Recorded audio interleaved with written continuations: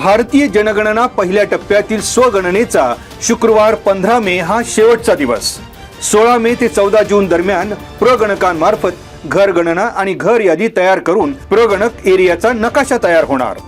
प्रगणकांमार्फत होणाऱ्या घर गणनेमध्ये एकूण 34 प्रश्नावली सेन्सस 2027 HLO या मोबाईल ॲपद्वारे प्रथमच ऑनलाईन जनगणना केली जाणार. तर दुसऱ्या टप्प्यात 1 फेब्रुवारी 2027 पासून प्रत्यक्ष नागरिकांची गणना करण्यात येणार.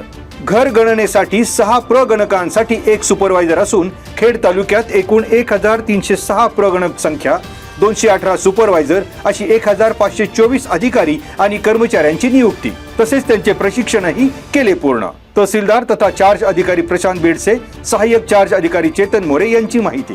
दर 10 वर्षांनी देशाची जनगणना होत असते. मात्र करोना महामारीमुळे 2021 मध्ये होणारी जनगणना 2026-27 या कालावधीत होत असून आपले राष्ट्रीय कर्तव्य समजून सर्व नागरिकांनी प्रगणकाकडे अचूक माहिती नोंदवण्याचे चार्ज अधिकारी प्रशांत बेडसे आणि सहाय्यक चार्ज अधिकारी चेतन मोरे यांनी केले आवाहन.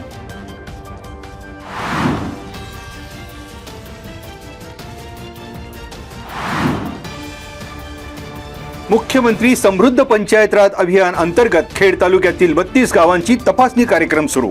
गुरुवारी पश्चिम पट्ट्यातील सहभागी गावांसह वाळद गावाची तपासणी पूर्ण. लोकसहभागातून साकारलेल्या विकास कामांची पाहणी, ग्रामपंचायतींनी राबवलेल्या अभियानाच्या 8 मार्गदर्शक तत्वांच्या आधारित विविध उपक्रमांची आणि विकास कामांची तपासणी पथकाकडून सविस्तर पाहणी.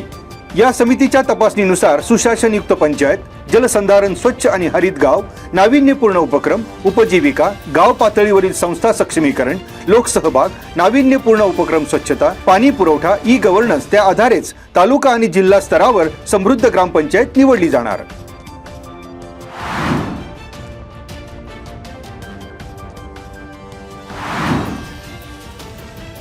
खेड तालुक्यातील पाईट करंडे वस्ती येथे वीज वाहक विद्युत तारांमध्ये स्पार्किंग होऊन लागलेल्या आगीत कडव्याच्या 11,000 पेंड्या जळून खाक. सोसायटीच्या वाऱ्यामुळे विद्युत तारांचे घर्षण होऊन गुरुवारी दुपारी 2:30 वाजण्याच्या सुमारास लागलेल्या आगीत शेतकरी गुलाब रघुनाथ पिंजन यांचे 4.5 लाख रुपयांचे नुकसान.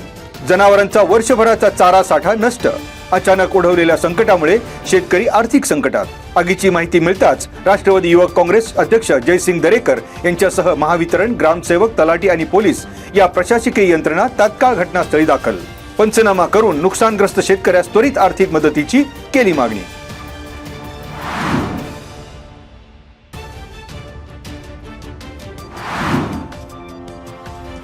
शिरूर तालुक्यातील सूरज राजेश पाडळे वय 26 राहणार सोने सांगवी तालुका शिरूर याच्यावर MPDA कायद्याअंतर्गत कारवाई.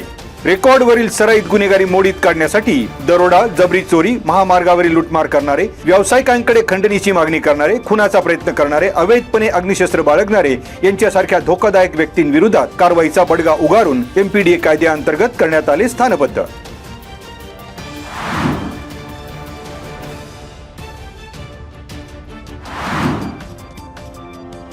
पुण्यात शुक्रवार 15 मे रोजी ॲग्री हॅकथॉन, शेतीत तंत्रज्ञानाची क्रांती, कृषी क्षेत्रातील तज्ज्ञ, संशोधक आणि उद्योजकांचा संगम. नवीन संशोधन, आधुनिक तंत्रज्ञान आणि शेतीतील संधींसाठी पुण्यात होणार ॲग्री हॅकथॉन मेळा. देशातील सर्वात मोठ्या ॲग्री हॅकथॉनचा शेतकऱ्यांनी लाभ घ्यावा, आमदार बाबाजी काळे यांनी खेड तालुक्यातील शेतकऱ्यांना केलं आवाहन.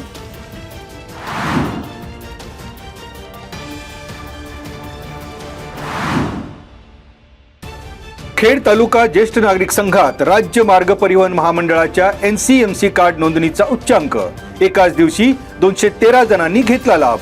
राजगुरुनगर येथील खेड तालुका ज्येष्ठ नागरिक संघाच्या वतीने ST महामंडळाचे नवीन NCMC स्मार्ट कार्ड काढण्यासाठी ज्येष्ठ नागरिक संघाच्या कार्यालयात घेण्यात आलं शिबिर. महाराष्ट्र ज्येष्ठ नागरिक महासंघाचे अध्यक्ष डॉक्टर अण्णासाहेब टेकाळे यांनी राज्यातील ज्येष्ठ नागरिकांना NCMC कार्ड अधिक सुलभ, सुखकर आणि सुरक्षित मिळावे अशी परिवहन मंत्री प्रताप सरनाईक यांच्याकडे केली होती मागणी. शिबिर यशस्वी करण्यासाठी खेड तालुका ज्येष्ठ नागरिक संघाचे अध्यक्ष मधुकर खेडकर, सचिव एकनाथ वाळुंज, खजिनदार अनंत भालेकर, संचालक हिरामन पडवळ, सुधाकर कुलकर्णी, अशोक गुमटकर, राजन जांभळे, मोहन काशीद आदी संचालकांनी घेतले परिश्रम.